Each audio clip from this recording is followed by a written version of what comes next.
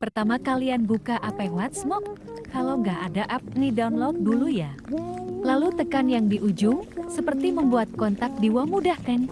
Terserah mau buat nama apa dan foto profil apa.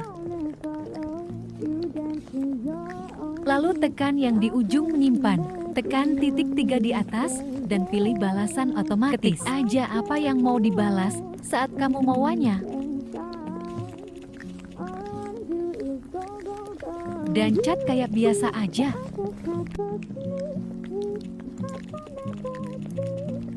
GT deh simple kan?